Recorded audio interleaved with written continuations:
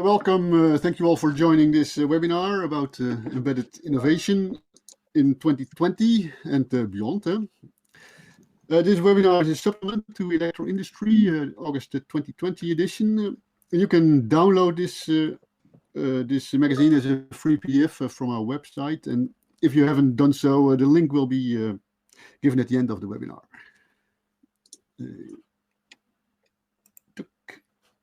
My name is Clemens Valens, and I will be moderating this webinar. We will not last long on this slide. Here we have a summary of what we are going to talk about in this webinar. So we will talk a bit about COVID-19 and how it impacted the electronics industry. You may be wondering why yet another discussion about COVID, since we have talked already so much about it. But we thought it might be interesting to talk about the impact on the electronics industry. Here in France, at least, I'm in France, the virus is still around. They keep telling us that. And so people are still being hindered by the virus. Electronics manufacturers have been affected by lockdown and also by its consequences. They have employees that work from home, that are furloughed, that are not doing anything. And so how are these people passing their time is one of the questions we will discuss. Did they use this time to improve their skills, or did they do some online courses? And if they did, what is the quality of such courses? We will also talk about the Snickerdoodle and the Raspberry Pi.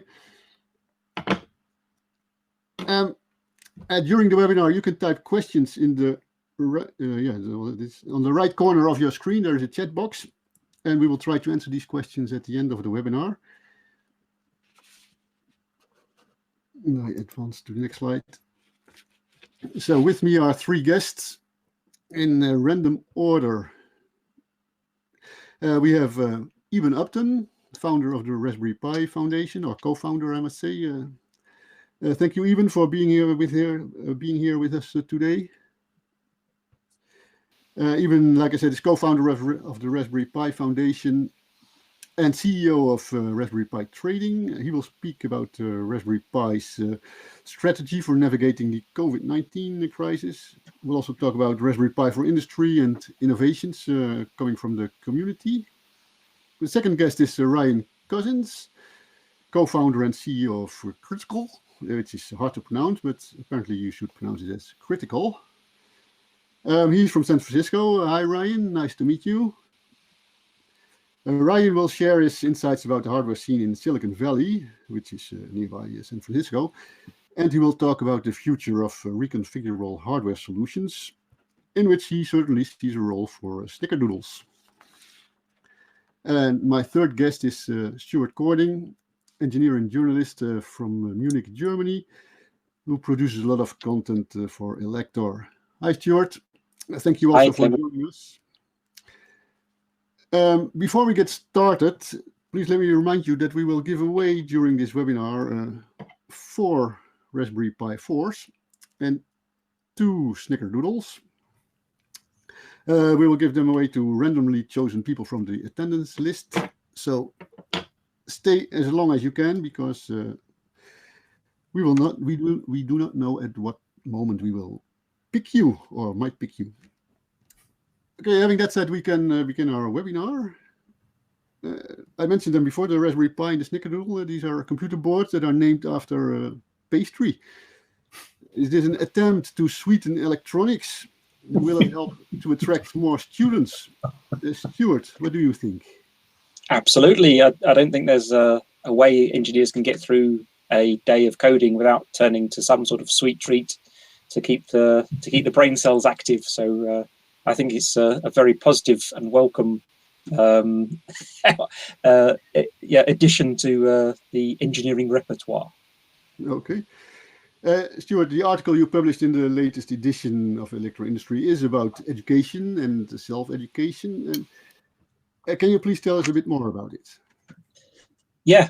So obviously we talked a lot about COVID-19 last time in the webinar and the impact it had, but one of the things that's always interested me and fascinated me has been technical training And I was actually a technical trainer for several years when I worked at Microchip. So I've spent a lot of time in that environment and helping and guiding other engineers to get to grips with new technologies, new capabilities and techniques, and how best to transfer knowledge. And obviously, when you look at social media and so on, as the COVID crisis grew and more people were at home, either trying to balance their work home life in an office life all in one place and also become a teacher. The other aspect was looking at social media. You got a very clear idea of maybe that it was less demanding and less challenging for other people as they suddenly started posting pictures of banana bread, or they were undertaking Zoom yoga, or even sitting down, as you can see here. This is from Twitter, somebody building a Raspberry Pi cluster. And the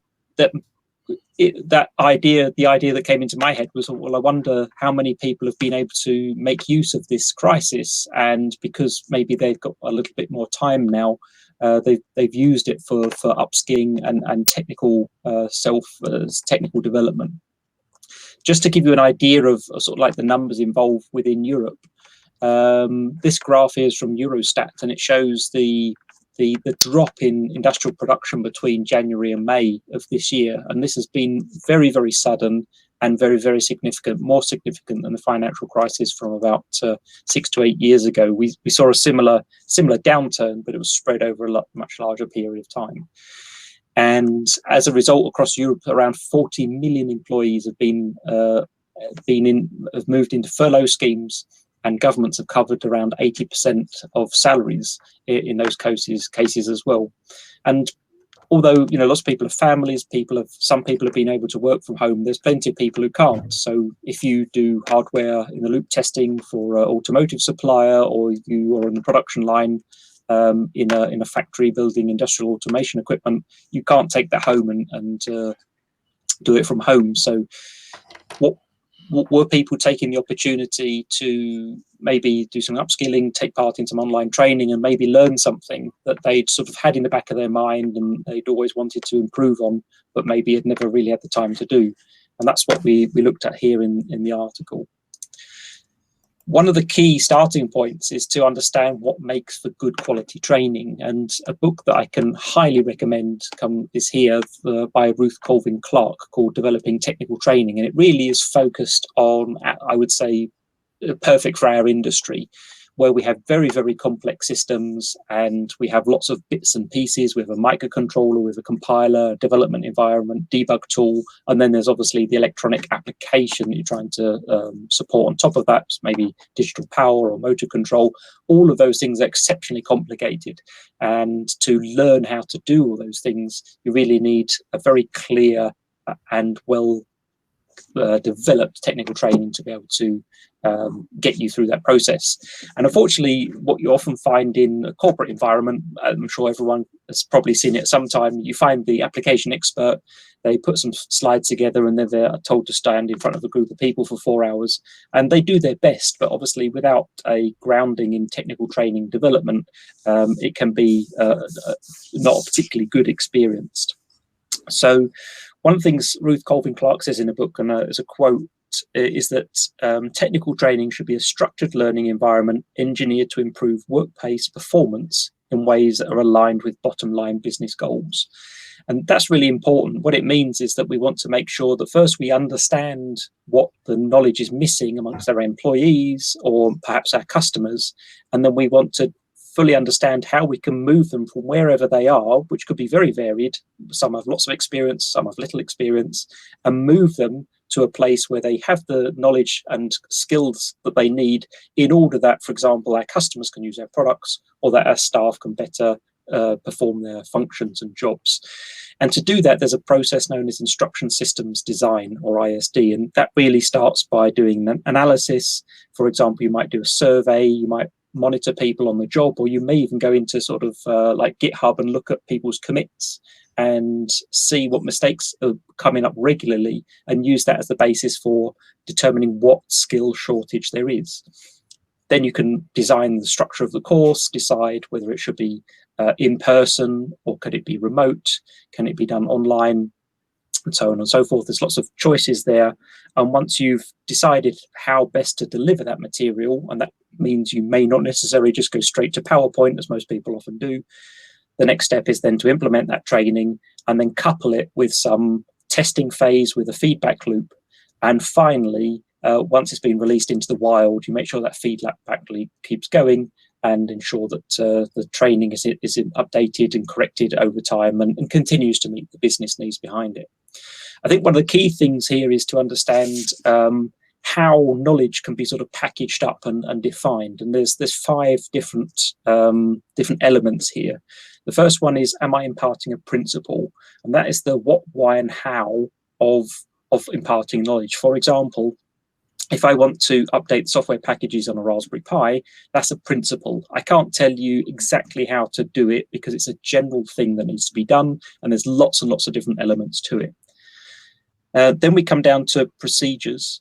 Procedures are overarching explanations of how things happen. So if we come back to the Raspberry Pi packages, for example, we might want to start by explaining that a new package starts life as some code. That code is tested, it's then released, and when it's been released, you are able then to update the code on your Raspberry Pi using an update procedure. And that's where we come to the process, and that's where we come to the processes. So processes are smaller parts of procedures. So the actual update element using APT, for example, to update packages is a process, and we can write down all the steps you need to go through in order to update a package on a Raspberry Pi. Then we come to concepts, and these are mental representations or prototypes of something that you want to explain. So, for example, an update package, we want to be able to make sure people understand the difference between a package and just downloading a new program off of a website and installing it on my Raspberry Pi. Those are 2 different things. They look similar because at the end I have a program I can run, but I need to be able to explain what these things are and what these things are not, in order that concept is clear. And then the final part is facts. Facts are probably the most boring element of training because unfortunately they can only be learned. So for example, the APT command, for example, has lots and lots of potential options that go with it. And unfortunately, in order to be really skillful at using APT, I need to know what all those options are, what they do and what impact they have. And I can only do that by learning each one individually. So that's the way we sort of break those down and impart information. So of course the next question is, where do we then go to upskill? And one of the worrying things which came out of a Elektor survey is that over 61% of our respondents said that they haven't attended a technical training in the last 5 or more years. And that was also underscored by the CEO of a company in Regensburg in Germany called Eclipse, and Anita Kempf. She said as well that in her daily interactions with people, some engineers say they've never had any technical training in the last 10 years, which is a disastrous course of affairs. So her company, Eclipse, has set up an online training platform. It's called Embedded Academy, and the black picture here is an example of an online course that they provide on the SENT protocol, which is an automotive protocol. And their online learning platform is there, developed following this ISD process, and it focused on self-paced online training. And that can be just because somebody wants to upskill and learn something new or understand something, or it could also be used as a required precondition to participating in an in-person course, which obviously under COVID situation is difficult to do. But that's a good way of making sure that you bring everybody to the same level before they then come to an in-person course where you may need that knowledge to even get started. Another person I spoke to was Colin O'Flynn from New AE Technology. He's actually the developer of the Chip Whisperer, which is an open source toolchain for side channel power analysis. And they use that to try and check the security of microcontrollers and security chips and things like that. And he's well known at exhibitions like Embedded World. He does courses at the show. He also does them in North America where he lives, and often attends congresses. And his statement was like, in-person training has always been perceived as being more valuable, so that's where his focus had been. But in the back of his mind, he'd always said, at some point, I'd really like to move all of this online. And COVID-19 has really sort of propelled him forward, and he's been working on his website to improve the online training. And the bottom right picture is an example of that. Another area where we obviously quickly turn to when we want more training, according to some little bit of research I was doing on LinkedIn, was the supplier website. So, for example, Analog Devices. Or any other semiconductor vendor's website. They're obviously the primary source to search out when you have a problem with the chip, because they built the chip and they should know how that chip functions. But what's interesting here is that Analog Devices recently launched a product called, or series of products called active learning modules. And they're basically test devices. There's one for sort of analog analysis, there's one for RF analysis. And to go with them, they have a package of online courses which you can follow. And they start off with the very basics of analog, such as Kirchhoff's voltage laws and current laws, and then they move on later to more practical skills, such as how can I determine the impedance of a speaker. So they're very practical and hands-on, and that's a very interesting series of courses there that and modules and packages which would work very well in an educational environment as well for schools. The other worrying thing on my mind was, what about all the students that are currently at university and wanting to finish their courses and weren't able to attend in person? How did that go, and what were the universities doing in order to reduce the impact of not being able to turn up in person? So there I spoke to Professor Dr. Martin Hobelsberger. He works at the Science and Mathematics Department of the Hochschule in Munich. That's the Department of Computer Science and Mathematics. And obviously, as I sort of half expected, being the software and embedded systems department, he was able to explain that they'd actually got the necessary infrastructure along with all the legal and organizational framework in place within a couple of days. So they'd set up servers and a web platform that was needed. And within a couple of days, 95% of their department's lectures were available online, and they comprised of live stream lectures, Zoom sessions, and other sort of practical sessions. Obviously, the big challenge is something like their graphics computing laboratory is not available to people. And the question is, do we try to work on something to make that processing performance available so people can work on it from home? Or is that something where we say it's just too much to implement? We should go in, we should just do the necessary on-site in order that people can use the laboratory safely.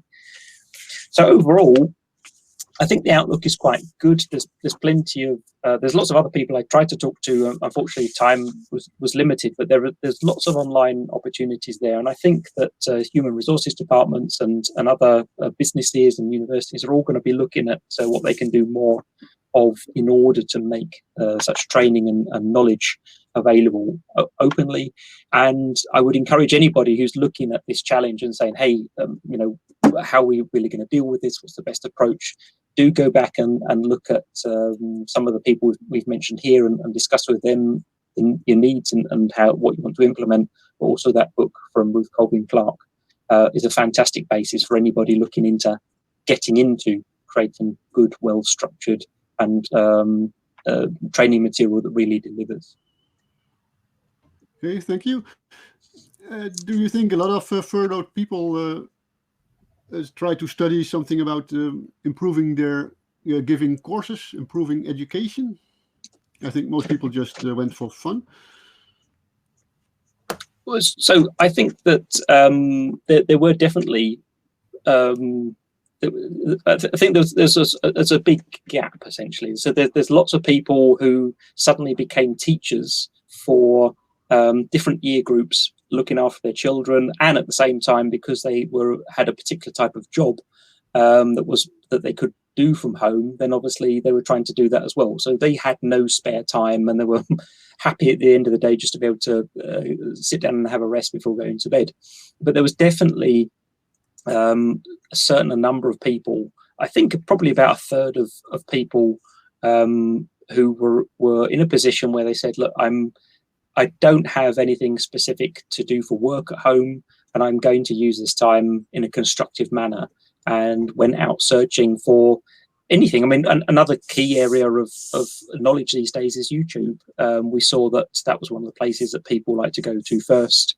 And it's obviously that combination of having a visual element for our type of industry where you have complex things that need to be put together, that visual element that's provided plus the audio element of someone explaining what they're doing as they're going on.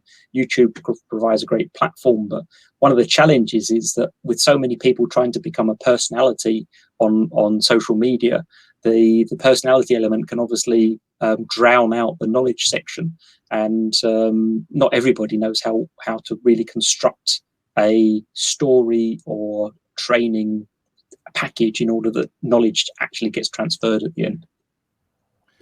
Yeah, you mentioned media. I had a look at the video you mentioned about the scent protocol. Actually, I didn't know the scent protocol, so thank you for that. I now know. It's kind of a fancy pulse width modulation. But I was surprised by this video because it was made by a professional educational course builder. Huh? And this video, I found it quite difficult to follow because they use a robot to talk. And it doesn't have a natural language flow, which makes it very distractive, actually. Exactly. I think that's the part and parcel of the complete course development. You have to decide where to focus your energies. And I think the overall structure of that video is good in that it does deliver all of the elements. At the end of it, you know exactly all the purpose of every element. And I was actually talking to the team who developed it. And one of the challenges, obviously, was also to make sure it was that it was relevant to the audience. But how deep do you go? Do I actually then have to also cover what a PWM is, a pulse width modulated signal? Do I need to go down to that level? So that all comes out of that ESD process.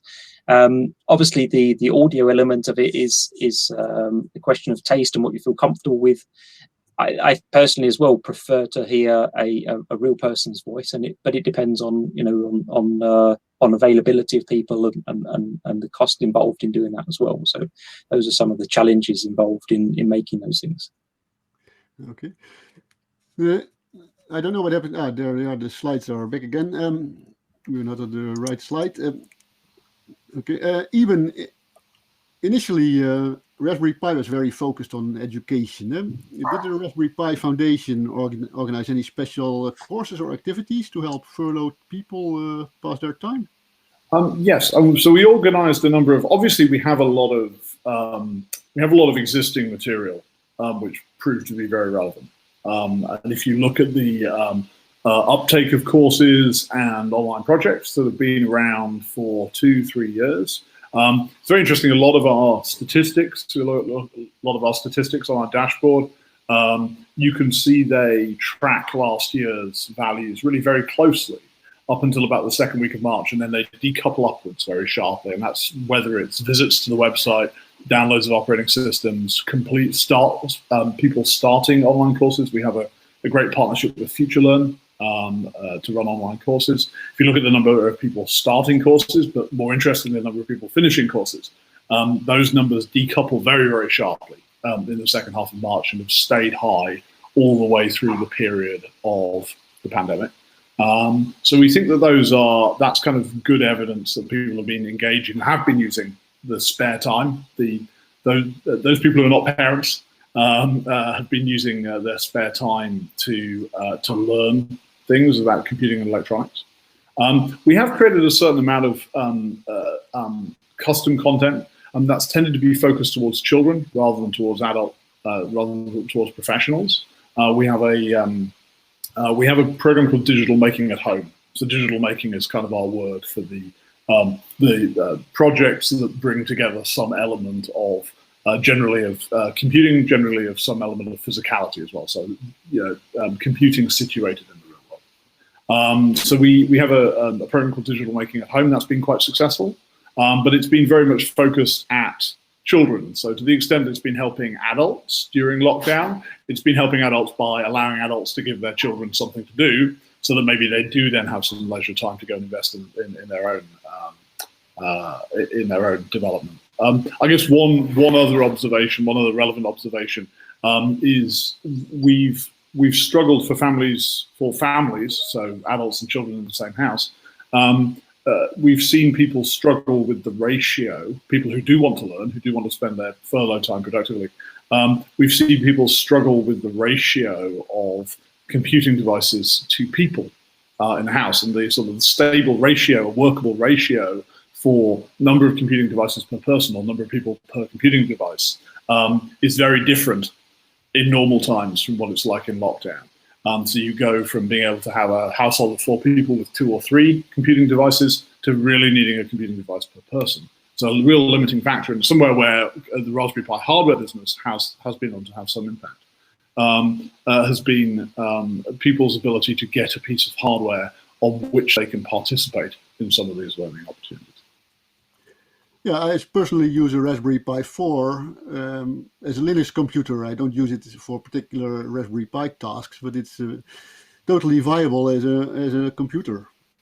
Yes, and that's interesting that the Raspberry Pi 4, we have always seen ourselves as a PC company. Raspberry Pi has been describing itself as a PC company since we were shipping a single core 700 megahertz ARM11 with 1/4 of a gigabyte of RAM, right? And that's a reasonable thing to do, because for a subset, even at that stage, for a subset of the people who use a PC, that can replace some fraction of the uses of a PC. Many uses of a PC use only 1%, say, of the processing power of the device. And what's happened over time is that we've, if you see sort of requirement for computing as a bell curve, and that bell curve is drifting to the right over time as people want to do more and more interesting things with their computers, but it's drifting quite slowly to the right. What you've seen is that as we launch Raspberry Pi 2, Raspberry Pi 3, Raspberry Pi 3 Plus, Raspberry Pi 4, you can see us chewing into the bell curve of PC use cases. And the interesting thing that happened really with Raspberry Pi 4, which launched in June of last year, is for me, it's probably the thing that takes us past the median. It's the thing that makes it, as you say, completely viable. We go from a machine which was viable for a subset of use cases to a machine which is viable with a kind of about a factor of 3 uplift in performance versus its predecessor. You go to a device that is viable for all but the most extreme use cases. So, people aren't going to be playing Crysis on a Raspberry Pi anytime soon. But if you want to surf the web, if you want to develop software, if you want to edit documents, then it's very viable. And so that came along and got well established for about 9 months before the pandemic took hold in the West. It was extremely fortunate, right? I mean, we actually had it was dumb luck, right? That we had a device in our portfolio which could address some of these challenges. And about the Raspberry Pi, so we mentioned at the start that Raspberry Pi is also going to industry. The Raspberry Pi 4 is a Model B. Will there also be a Model A?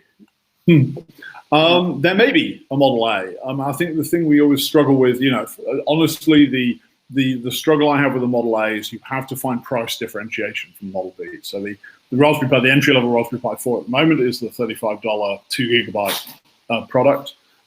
We've always felt that we need to establish at least $10 of price differentiation between the B and the A. It's actually quite hard, if you start to think about what do we take out of a 4B in order to make a viable 4A. It's actually hard to find $10 of savings.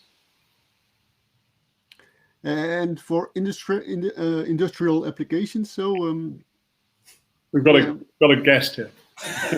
I'm a guest on the webcast. This is my wife and Raspberry Pi co-conspirator, Liz. Oh, nice to meet you. Sorry, you were saying. I was trying to get to the Raspberry Pi for industry subject. Yes. So it's interesting.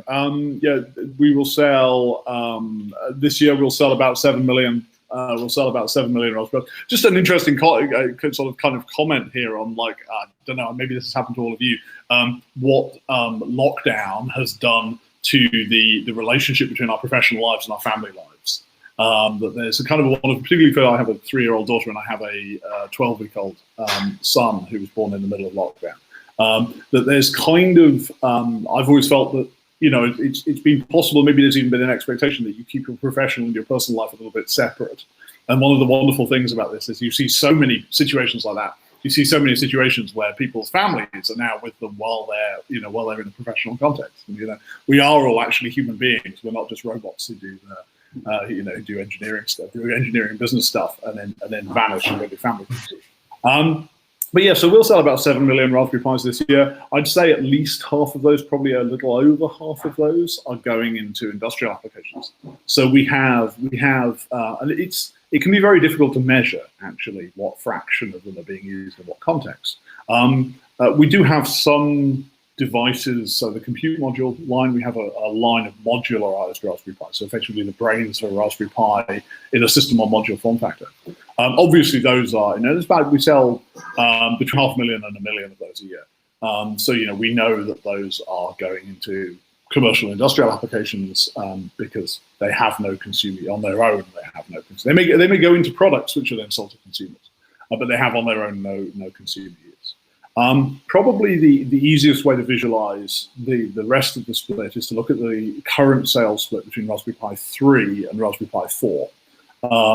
Because Raspberry Pi 4 has only been in the market for about a year, it doesn't have a lot of industrial use yet. The industrial, you can look at the cycle times for a design in to an industrial application are sufficiently long that we don't believe very many of the Raspberry Pi 4s we sell at the moment are going into industrial applications. It's just starting now.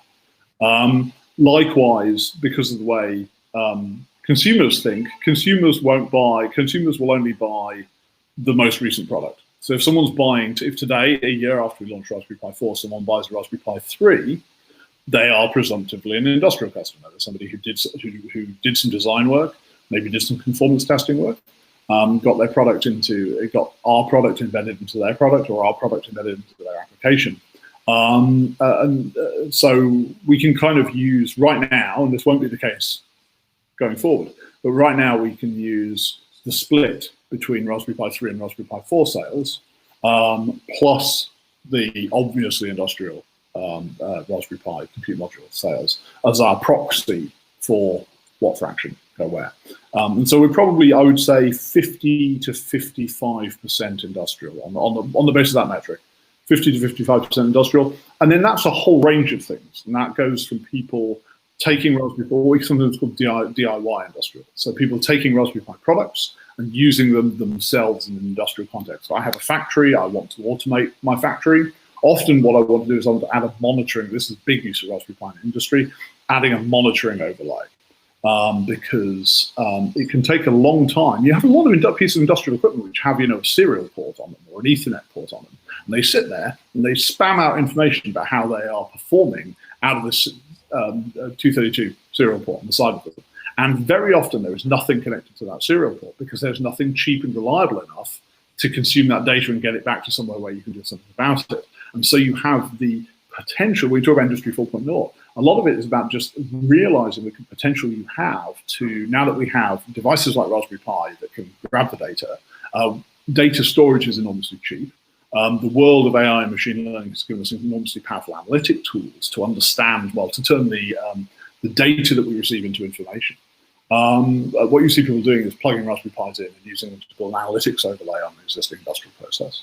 Or on a slightly longer time frame, you see people building an industrial process around Raspberry Pi, so using Raspberry Pi in the control plane of the industrial process. And so that's DIY industrial. I'm using a Raspberry Pi myself. On the other side, you have product-based industrial, design in industrial, where people who are building an industrial product decide that they need a logic board for it, and decide to use a Raspberry Pi. A lot of our work, a lot of the work we do is to persuade, explain, convince people that having prototypes with Raspberry Pi, they should stay with Raspberry Pi at scale. There's obviously always a scale where you should go lay out your own PCB and go buy memory and processor silicon and put it all together yourself and build your own board support package. If you're doing millions and millions of units a year, you should obviously do that. A mistake that people, I think, make often is that they go to full custom. There's a kind of a machismo, I guess, about going full custom. And people go full custom really early. People building 1,000 units of something who decide, I'm going to go full custom. And I'm going to do it all myself. And then you kind of are amortizing this enormous engineering effort across a very small number of devices. So we spend a lot of time trying to explain to people that we don't expect to stay with them until they do 1 million units, but really stick with us while you're doing 10,000, 100,000 units. It'll be worth your So yeah, it's a big, and that's probably, that last one is where our direct, we have a lot of, we've made, I think, a lot of indirect contributions to the kind of COVID mitigation, particularly around education and access and device access. Where we've had direct impact, it's tended to be in device-based industrial. So that's been designing, our products have ended up being designed into ventilators. We've done some tens of thousands of units of Raspberry Pi, Raspberry Zero actually, into ventilator programs. And that's been lovely actually to see. And to see people see the pace of innovation. It's really, there's lots of terrible things about the situation we're in at the moment. But one of the very heartening things is the extent to which people all around the world have stepped up and taken this as an opportunity to do some innovation and to bring skills, their other skills, to bear on a common crisis which is affecting us all. But as you are saying, as Raspberry Pi is so much used in industry, then isn't it a problem that you changed the Model 4 or the Pi 4 so much compared to the 3, the connector swapped and things like that? It would be if we stopped selling Raspberry Pi 3. Okay, so I will, and if anyone wishes to take a small sum of money or a small bottle of wine off me, I will be making Raspberry Pi 1B+, which is the 2014 product. We did discontinue the 2012 product because we needed to standardize our product on a relatively standard form factor. But the 2014 product, Raspberry Pi 1B+, I'll be making that product in 2040. So if you want to come to me when I'm 62 years old and take my money off me, then I'll bet anyone that we'll be doing that. So yeah, the stability is very important. The way what stability looks like in the Raspberry Pi world is continued manufacture. We guarantee the manufacture of those products through to, we guarantee the manufacture of those products through to 2026 at the moment. And we tend to kind of push that forwards. That date tends to push forwards over time. It isn't fixed and then we're closing in on it. We tend to push our dates. Push our dates out as time goes on. So continued availability of hardware and also continued investment in software support. So we don't sunset software support. So there's an intermediate strategy you could take, which is you could say we'll continue to make the products, but we won't update the software. So there will come a day, say for the Raspberry Pi 1, where we will make our last software image that runs on the Raspberry Pi 1. And you can keep buying Raspberry Pi 1s, but you don't get to move to the next version of Debian in our operating system images. We don't take that strategy. We take a more extreme strategy, which is that we will, if you were to download there's a thing called an alpha board, which is the very first thing that was really a Raspberry Pi. They were built at Broadcom in the summer of 2011. If you were to take the operating system image from our downloads page, and you were one of the 50 people in the world who have an alpha board, then you could run it. It would boot on an alpha board. It would work. I think you only have 256 meg of memory, I think, on an alpha board. Maybe even as little as 128. So you wouldn't be able to fire many applications up. But you could run it on alpha board. And we have people who have alpha boards who will tell us if we break. We have some ourselves, but were we to break an alpha board, we have people who would tell us about it. So that's why I'm very relaxed, about. We've made Raspberry Pi 4 is very backwards compatible with previous Raspberry Pis, but as you say, there have been mechanical changes that had to be made. Really, particularly the micro HDMI was a necessary change. I think the gigabit Ethernet, if we could have got away with keeping the Ethernet where it was, but it would have come with a cost implication because getting those high-speed signals down to the bottom right-hand corner. If you look at that picture you have there of the Raspberry Pi 4, you can see the Ethernet connection in the top right-hand corner, and you can see adjacent to it, the closest piece of silicon to it is the PHY. That's really the only place that the PHY fits on the board, and so you would have to imagine bringing those signals all the way down to the bottom right. The VLI chip that's below that one is the USB controller, and you could then imagine having to bring all those signals. So you'd have a lot of very fast buses crossing each other on the PCB. Probably would have ended up with an 8-layer PCB. So there's always a trade-off. There's always a trade-off, and that's why we ended up with that. But because we still make the old products, we feel some degree of freedom to go and innovate. Okay. Well, thank you very much. Time is ticking, so I think we have to move on to our next guest. I just want to have one last question. Maybe they ask it all the time to you, but the starting of Raspberry Pi was so different than what it is now. You never expected this, did you? We never expected this, right? We're trying to solve a little problem. We wanted a few more people to apply to study computer science at Cambridge. So we made 1,000 boards, 10,000 in our wildest dreams, done 34.3 million Raspberry Pis to the end of July, I think, if I recall correctly. We sell every day. We sell about 20,000 Raspberry Pis. So we're selling twice as many every day as our wildest dreams number for our wildest dreams lifetime number from 2011. So yeah, it's got out of control on some level. I think it's just a measure of what happens if you drop a powerful tool like Raspberry Pi into an empty market. There was a lot of latent demand for something like Raspberry Pi. We didn't know that, it'd be lovely to claim, you could write your wonderful business school case study about what geniuses we are. We didn't know that there was an empty market, and we just dropped a product in it and it crystallized. We sold 100,000 Raspberry Pis on the first day, right? It took 6 months to build the Raspberry Pis to meet the orders from the first day. So it's gone out of control, but in a wonderful way, because it's allowed us on the trading side, which is my bit of Raspberry Pi, it's allowed us to recruit some of the best engineers in the world. Pretty much every great engineer I've encountered in 20, not quite, but pretty much every great engineer, truly great engineer I've encountered in 20 years in the industry works for Raspberry Pi now. And that's a transformative personal experience for me. And then, of course, Raspberry Pi was never intended to do charitable good works, right? The board was supposed to do the contribution. It was never supposed to generate money to go and do charitable good works. We have 130 people. We have 70 people working for Raspberry Pi trading, doing engineering work. We have 130 people working for the foundation, doing charitable activity. And so the opportunity to create an entity that can do that has been a wonderful thing to be part of, to be a small part of. Yeah, excellent. Thank you very much. Well done. And I think Ryan can only dream of what you have achieved. Don't you, Ryan? In fairness, he's not been doing it for as long as we've been doing it. Ryan is doing this snickerdoodle board. That's it.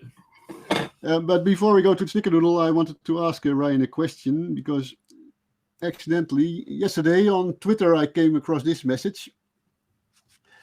I don't know if you saw it, but it says that San Francisco is doing very well in the COVID crisis. Did you know that? Yeah, you hear a lot of different things about people doing well at certain times and not doing well at others, but yeah, been all right. Okay. And do you think your snickerdoodle has anything to do with this? I assume so, yeah. Yeah, I don't know. There's so many different layers, I think, to, why, when, and how different locales and cultures and all that kind of stuff are faring. From like a pure numbers standpoint, San Francisco has done relatively well in terms of the infection rate and hospitalization rate and all that kind of stuff. But you can also look to a lot of pretty big failures, honestly, when it comes to particularly like the at-risk segments of the population, homeless people who are struggling in, Section 8 housing and stuff like that. And not to get too dark or deep necessarily, but I think there's that's kind of one of the issues that's really come to the forefront in the last, it's always obviously been an issue basically forever, but I think in the last, say 10 years, when you see these massive, like disproportionate spikes in wealth, contrasted with these kind of deeply rooted like underlying socioeconomic issues, it just makes it all the more shocking that a lot of people have been, I mean, I don't know, maybe forgotten about, left behind might be a little bit strong, but clearly a lot of these things, like especially a health crisis, kind of brings to light how much something that doesn't discriminate, based on, well, age maybe is a little bit of a different factor, but race or background or your class and all that, how much those factors play into how heavily a specific community or group of people is affected, more so or less so than others, because of these kind of underlying societal issues that individuals obviously didn't really have any control over. So yeah, it's been I mean, it's obviously been a very odd and, for a lot of people, bad several months. I think, and to your point, San Francisco and California, at least up until relatively recently, did pretty well. And it's obviously hard to pinpoint exactly why that is, obviously other than having snickerdoodle around. But I mean, there's a lot of, whether that's like a rule following thing, like a cultural thing, whether that's just different, like timing, travel impacts, individual, local and kind of statewide policies, a lot of because of the way, obviously, the U.S. is just set up in general, most of the power is given to the individual states, and also all the data is collected essentially on a statewide level. And so all those metrics that you see, don't necessarily paint the full picture, because obviously some states have a lot more, for example, like tourism than others. A lot of them are either dense or less dense than others. There's obviously the individual politics of the different regions. The U.S. is so big, you have all sorts of different climates. I mean, there's just so many different factors that kind of go into why like what everything looks like at a very high level, and then how does that correlate all the way down to the very bottom, basically like the city or even like the neighborhood level. Anyway, yeah. Okay, we have mentioned snickerdoodle now a couple of times. Maybe you can tell us a little bit more about it. I will put up a slide. Yeah. So, like Eben mentioned, we started a little bit later than Raspberry Pi. So, kind of along the same lines that was touched on sort of at the very end there, this whole idea of kind of democratizing technology or increasing access to technology has always resonated with us. And what we found when we were basically, when our time came up, or whatever you want to call it, we found that there was sort of this gap between these sort of like the entry level, like hobbyist kind of platforms, that obviously, so many use cases now with Raspberry Pi and Arduino and things like that in industry. But in terms of doing a lot of like practical interfacing with the real world, we found this big gap between those types of platforms and the super professional, hardcore compute platforms that cost, thousands of dollars, have this massive learning curve, can't really scale easily.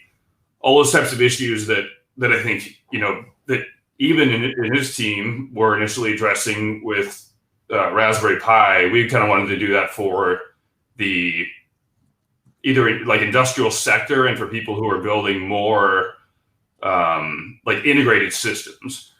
So our primary emphasis is really on the industrial side, industrial IoT, or mechatronic systems in general. where you're trying to take several different types of components and interfaces. So it could be motors, sensors, cameras, whatever it is, basically tie all those things into one single cohesive system and create like a robust architecture around that. And we wanted to do that as affordable a way as possible, and eliminate a lot of that learning curve that typically comes with the types of technology that we're using. So, we talked a little bit about, product life cycles and things like that. We've had our overall architectural approach is a little bit different. We didn't start out with a pure, like what I guess you'd traditionally call now a single board computer. We specifically started with the SOM, or the system on a module. So it's kind of that, what was alluded to earlier with the whole, most people who are, designing Raspberry Pi SOMs into products are using them presumably in commercial or industrial products. That was sort of our idea as well, where we would basically give people the ability to quickly and easily scale from a benchtop prototype to basic full-on production in similar kinds of quantities. Like Eben said, we're not targeting anyone who's making, 1 million units a year. It just doesn't make sense economically. You're going to dedicate the engineering resources that you need in order to be able to minimize your BOM cost to every last penny. So there's no margin left for a third-party manufacturer. At that level, you might even be designing an ASIC, some custom silicon to do something. So we kind of do target that similar kind of quantities. So like 10,000 units a year, 20,000, 50,000. But in like different application areas. So, common use cases for us would be industrial automation, robotics, unmanned vehicles, real-time computer vision, video encoding, things like that require sort of this wide range of and high volume of inputs and outputs that in our case, I don't know if your audience is familiar with FPGAs, but I won't go into a full lecture about what an FPGA is, but it's the acronym. It's an acronym, and it stands for Field Programmable Gate Array. Really, what that means is you as the programmer or as the user of the end product have the ability to customize the hardware via software or via pieces of code.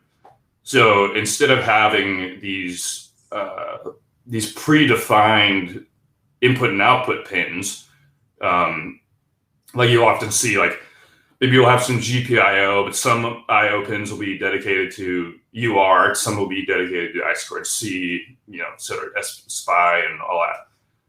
With this type of arrangement, you can customize the IO to be whatever you want.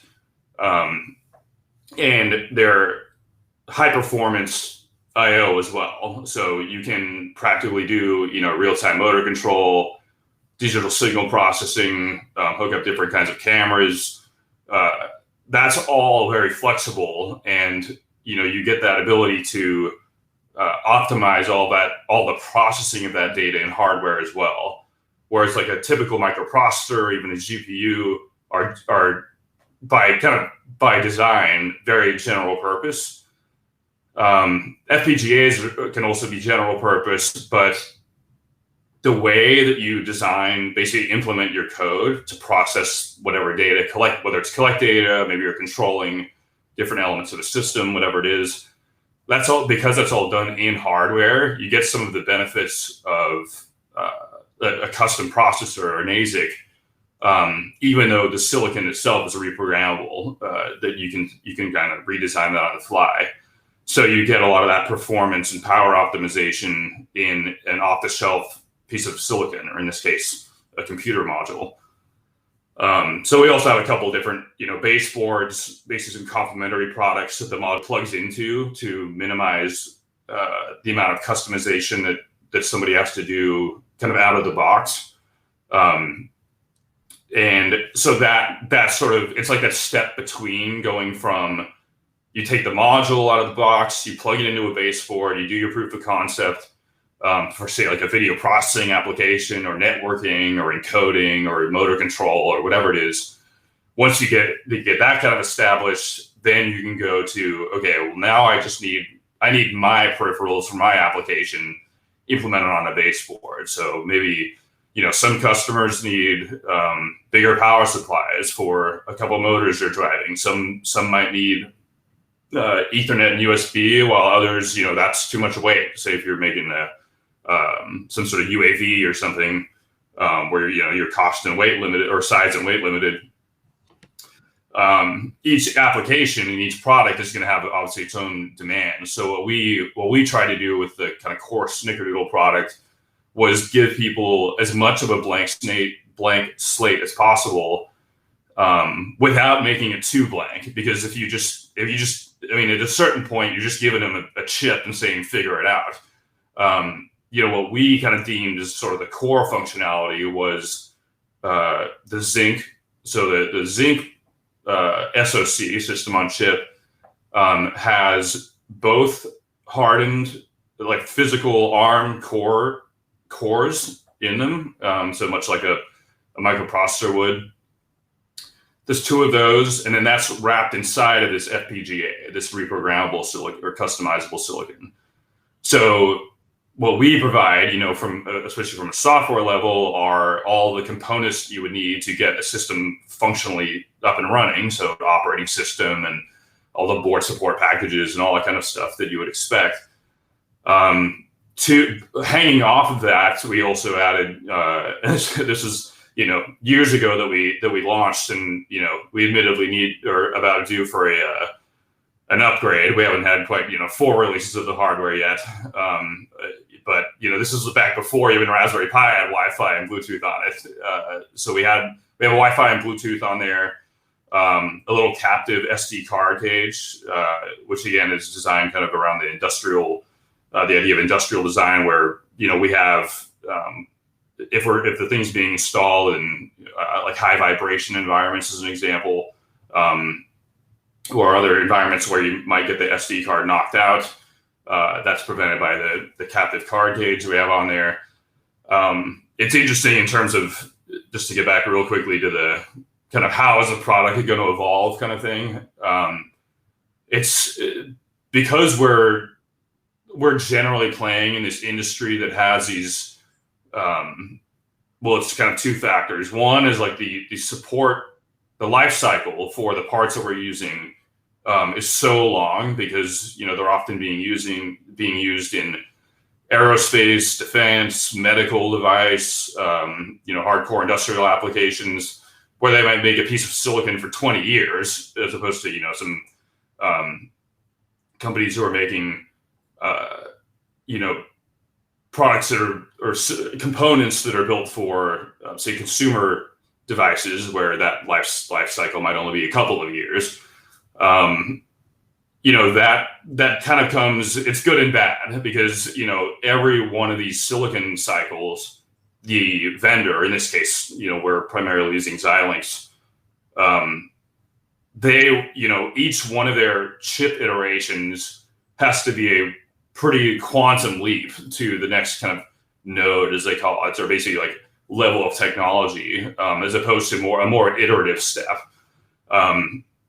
So that makes it a little bit trickier for platform developers, because now the next step for us isn't, a slightly faster processor or adding like a couple of peripherals or upgrading a couple things. I mean, there's stuff we could do around the main chip, upgrading the radio, for example, and some other kind of ancillary components on the board. But really for us, it's kind of getting into that next technology set that say Xilinx or another SoC provider provides or is producing, So and a lot of FPGA vendors are often already like so on the bleeding edge of silicon technology, in terms of like the nodes, the technology, silicon nodes they're manufacturing at, and that kind of thing, that it becomes a very intense process, labor intensive process. It takes a lot of time for those vendors to get their production cycles and yields up to where they need to be able to support products commercially. So anyway, that's all sort of beside the point. Just thought people might be kind of interested in how the industry works, just kind of in general. But anyway, it's been really cool to see. I think we originally launched Snickerdoodle via crowdfunding campaign, a few years back. Had a relatively successful campaign. Then, of course, as pretty much every crowdfunding in the history has experienced, then you got to figure out, like, well, we sold all these things. Now what the hell do we do? So we spent the next couple of years basically filling back orders, trying to figure out trying to basically work around all the mistakes that we made when we initially priced the product out, and obviously the manufacturing side of things, supply chain, and all that fun stuff that basically every hardware company has to deal with. But yeah, so now, we're selling the things on Amazon. And Mauser, I think Mauser actually might even ship they're listed in the US, but they ship internationally. I think you can get it shipped for free, or maybe for like $5 or something to Europe now, which is kind of cool. So yeah, it's cool that, and through the course of those years, we've also worked directly. Our business model is maybe a little bit different in the sense that we actually perform a lot of embedded system development and consulting work for customers who want to integrate Snickerdoodle into a product. So, say you poke around the side a little bit, maybe you messed around with a board, or you see one of our base boards and say, hey, I want to do something similar. I need, HDMI input and an Ethernet output, gigabit Ethernet or whatever it is. But some people might have that idea or that concept for a product, but not really have the knowledge or the resources in house to actually deploy it. So we'll work with those companies or developers to help bring their product to market, and we get exposed to a really wide range of products, just because the platform itself is so flexible. So anything from industrial, like robotic arms, to video encoders, that go into broadcast video applications, to hardcore, like remote sensing products, pinball machine accessories. It's all over the place, which is really cool. I mean, it makes it kind of gets you a little scatterbrained sometimes when you're flipping back and forth between like some aerospace application and some like pinball machine company. But it's and actually I should mention, for anyone who hasn't seen it yet, and I don't know if there's a way to maybe link to this in the notes or whatever, maybe you already have, but that's probably the link right there. But Clemens made a pretty hilarious video covering kind of the intro to Snickerdoodle in a very fun way, which, by the way, we get a little bit into the naming stuff, and I thought it's funny because like you said, our name isn't the easiest to pronounce or remember. It's krtkl with K's instead of C's and no vowels. Nobody really remembers that. Although, if you search for us, we're always the first thing that'll pop up. But Snickerdoodle, we figured, everyone knows what a Snickerdoodle is. Like, that'll be an easy one. People will remember that. Well, it turns out, half the world doesn't know what a Snickerdoodle is either. So, that's like, I mean, it's relatively memorable in terms of the kind of like single board, like, kind of the same concept as Raspberry Pi. It's like, you have these, it's not like the the XJ45ZB, you know, or whatever, like 99% of these things are called. You know, we figured it would be something that's not too intimidating, even considering the kind of, you know, the kind of tech you're using and all that kind of stuff, and hopefully a little bit memorable. So you can also go to snickerdoodle.io if you want to check it out. But anyway, yeah, it's kind of cool to see the evolution of, you know, the product and, you know, our customers, you know, because a lot of our bigger customers we work with directly when it comes to kind of getting those things to market. So, you know, that's been a really rewarding experience, just bringing, you know, kind of creating something from nothing kind of thing. I'm sure, you know, I mean, we would die for, you know, even a fraction of Raspberry Pi success, I think, just in terms of how, I mean, it's been incredible. I mean, it's even as like a third party, I'm sure, like experiencing firsthand, it's gotta be pretty wild. But just as like an outside observer, it's like, I mean, it's just shocking. I mean, I'm pretty sure it's the best-selling computer of all time, if I'm not mistaken. And it's just been like, I mean, fascinating, like, you know, inspiring, whatever you want to call it, to watch like how much that's blown up. And, you know, it's like a combination of time, like being, you know, obviously a big bar, it's right place at the right time. Like you said, I mean, the market really, I mean, there's always been that, like, this sort of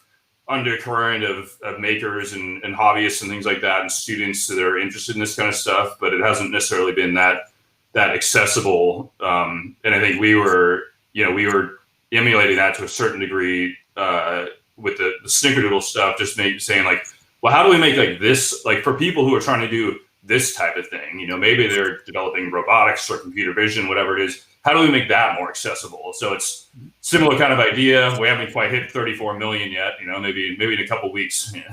But you see us looking at Arduino, right? So, I mean, Arduino were there long before either of us, right? And, you know, you see us looking at Arduino and saying, wow, look what they've done for microcontrollers, right? You know, microcontrollers were you know, it was all, you know, you had to be a hairy embedded systems engineer to do stuff with microcontrollers, and all of a sudden you'd go to a maker fair and you'd see a 10-year-old kid who'd automated something with an Arduino. And I remember after we started planning to do Raspberry Pi, going to some maker fairs and seeing these kids and thinking, wow, you know, these guys have really changed my notion of what microcontrollers are for. And then you see us trying to do the same thing for Linux systems, for PC-like product, and then you doing the same thing for FPGAs. So it's interesting how you have these technologies, and they're kind of they're kind of fully mature. You know, I mean, we use FPGAs for a long time, but there can be a missing, even for a fully mature technology like FPGAs, there can be a missing piece, a missing link.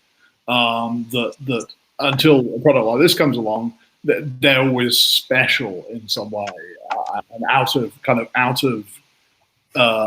they're not in someone's vote set. They're not in the set of things that someone thinks they might try and use to solve a problem until you have something like this to enable that. So it's interesting. It's an interesting dynamic, and I'm sure there are technologies today that are, you know, that are waiting for the Arduino, Raspberry Pi, Snickerdoodle equivalent to bring them into the kind of mainstream of engineering. Yeah, sure. I think one of the big challenges that all these platforms have overcome is simplifying the entry point, as Eben just said. The Arduino, I come from the microcontroller industry, and we had these enormous IDEs, huge software packages, which took a long time to learn, and to just make a simple project, you had to compile 100 different files and had no real understanding of what was going on in the background. So what would interest me with Ryan is how have you managed to, you've got two very complicated things. You've got a processor and you've got an FPGA. How do you simplify that for the audience to bring those two technologies and make them easy to use? Yeah, so I think there's two, to your point, there's kind of two big challenges there. I think one is for sure the ease of use. I mean, that's kind of the core issue. The other part of that is the community that you build around the product. Of course, like once you get to a certain point of like critical mass with a community, I wouldn't say it like fully supports itself, but it becomes pretty darn close, because there's going to be, you know, smarter people than us who are using the product and know, I mean, maybe not know more about the product itself than we do, but can easily answer any question or issue that comes up in some sort of community forum or whatever, you know, whatever format that kind of takes on, posting community projects, reference designs, all that kind of stuff. I think that's arguably for at least in our experience, harder to achieve than the usability side, the actual, you know, developing something, you know, that makes sense from a you know, whatever, an end user standpoint. A lot of the, like, to answer your question a little bit more directly, maybe, I think a lot of that usability issue really starts from before a single line of software is ever written. And we've even realized there's been some, I mean, just, you know, straight up mistakes that we made with the design, the hardware architecture of our product. That, you know, it's not like, you know, we've created something that's not going to work, but there's definitely things that you learn as you go along. And I'm sure Eben has realized this kind of throughout the evolution of Raspberry Pi as well. There's things you would, obviously you're never going to get anything right in the first try, no matter, I don't care how experienced you are. If you're developing something new, like, you shouldn't get everything right in the first try. Otherwise, you know, you're probably not trying hard enough. So, you know, I think the hardware architecture plays like well, a lot of it surprisingly, but an outsized role in how usable your platform is ultimately going to be. You know, that was one of the reasons, for example, that we wanted to include Wi-Fi and Bluetooth out of the gate, because that ended up being not tremendously easy, because we picked a pretty fully featured radio, which is great. You know, it's got industrial temperature ratings and 20 different, you know, Wi-Fi modes and all these Bluetooth features, and, you know, it's great for, you know, for compatibility and obviously, and performance is kind of the key. But that's a lot harder than just plugging in a USB dongle, because you can buy those for, you know, $10 on Amazon or whatever. I think, you know, that like getting all of that hardware architecture and integration right, and then executing on the software that you need to make it as usable as humanly possible, that's like a different, that like skill set is obviously different than just kind of randomly slapping some parts on the board. Maybe they're over designed, maybe they're under designed, but, well, it doesn't really matter, because, you know, our particular application, if we, you know, spend an extra couple bucks on the microcontroller and we have a bunch of IO we don't use, and who cares, or you know, whatever exact like trade-offs and things like that you're considering. For us, you know, when you're developing a platform that a bunch of other people are going to use, well, you don't know what they're going to use it for. So you want to make it, like I was saying before, simultaneously as universal as possible, without just throwing them into the pit and saying, all right, we'll figure it out. Like, here's the hardware. You know, one of the things that we did that, you know, again, this may or may not have been the right thing to do in hindsight, but we decided to support Ubuntu out of the box, which I don't know, there may be a couple other Zinc platforms that do that, but you know, very few and far between. That was done for that exact purpose. Is, you know, we knew that Ubuntu was, you know, far and away the most ubiquitous, you know, Linux platform. And yes, it's not typically something that's associated with FPGAs.